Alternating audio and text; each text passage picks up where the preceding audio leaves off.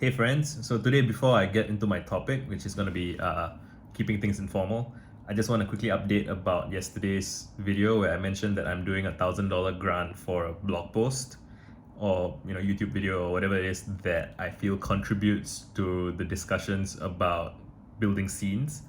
And someone else, his name is Shreyas, he has offered to match my pledge of $1,000. So we now have $2,000 for the, let's call it a prize pool, because I don't necessarily know if it's best to give $2,000 to the best blog post, or to have like best post, runner up, second runner up, something. I don't want it to be overly kind of you're the best, you're the second best, you're the third best, but I don't know, we'll figure it out. We'll try and make it fun and interesting, and I'll try to be as transparent as possible about the process. Okay, cool. So today's video, I want to talk about one of my guiding principles, I guess, and it's the idea of keeping things as informal as possible, as far as possible. What do I mean by informal? There is this bit in one of Jane Jacobs' books. I believe it's in The Death and Life of Great American Cities, where she talks about just the informal role that people in a city perform for each other, the informal roles. So there are multiple roles, right? And one of the things she describes is, let's say you are gonna leave your house keys for someone else, right? For a friend, a cousin, relative, family member, whatever. And what she describes is how I believe in New York City, but it might be more cities than that, I'm not sure, people leave their keys with a trusted member of the local community, usually like a butcher or a grocery store owner, someone who is a reliable, familiar face, who has no interest in like your personal business. They don't really care, they're not interested in going to your place, they're not interested in keeping strict records or anything. They're just doing you a favor, right? They're keeping your keys for you in a drawer in their store, and when the person who's supposed to collect comes to collect it, I don't know, they might have maybe you have a password or something, and then they hand it over. That's it. And she describes how little things like this add to the trust in a community, and you can't formalize this. You can't have it can't be like a city official doing that. It can't be a business. I mean, it could theoretically be a business, but then that introduces complications, right? Introduces problems like privacy issues and all kinds of other things. So it's a task best done informally.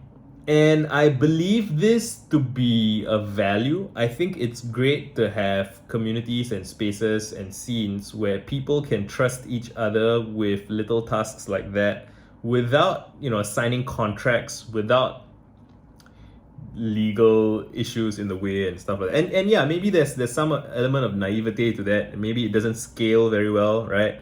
And you can imagine how someone might think, oh, we should have like a startup that allows you to do this in an app, right? Or on the blockchain. I don't know, just throw in all these buzzwords, and they're like, we can make $1 billion business out of this.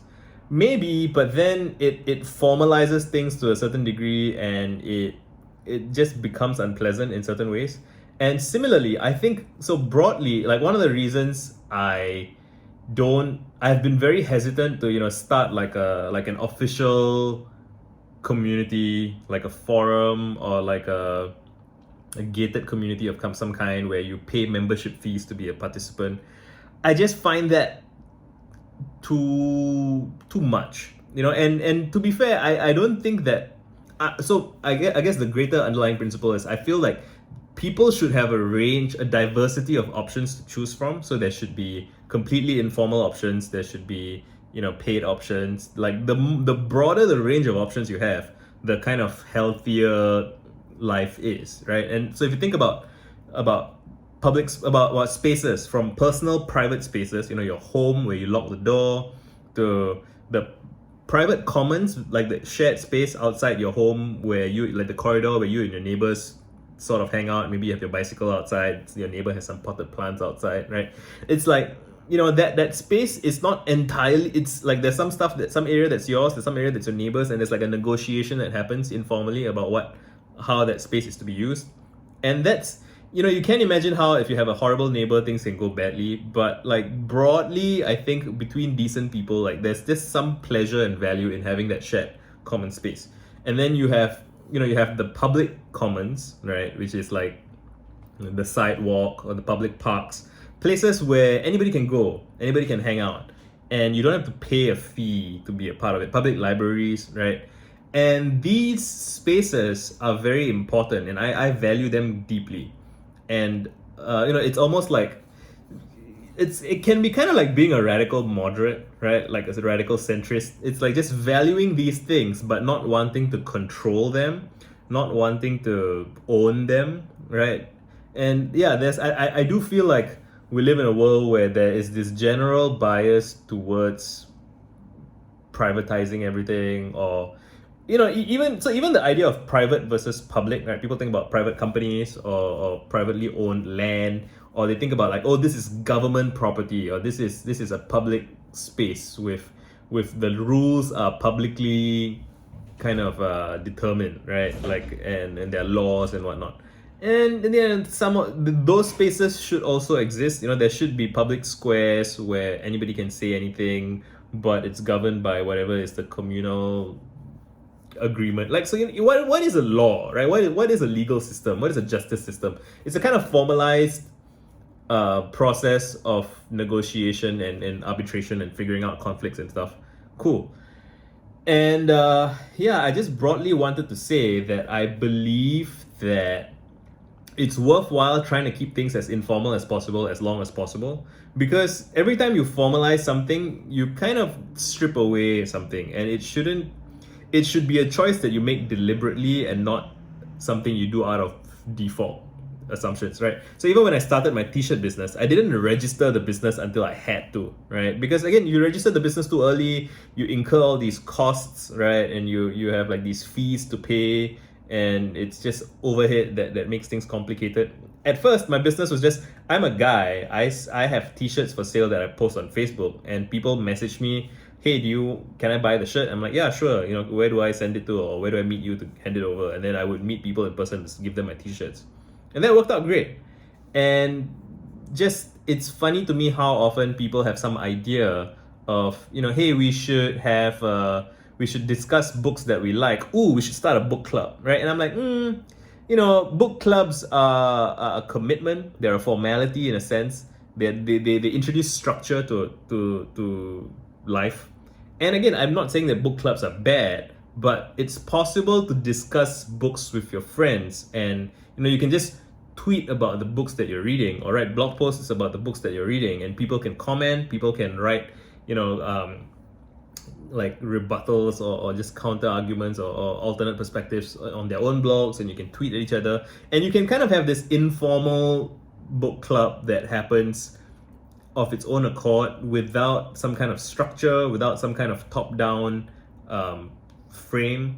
And if you if you're trying to start a book club, like now you have to be like, okay, everybody has to show up at this time to discuss this book, and then some people don't show up, some people, when you formalize it, you make it legible, you make it precise, and you create like opportunities for failure. And everyone's busy and tired and frustrated, and nobody really has the time to kind of introduce new obligations to their life.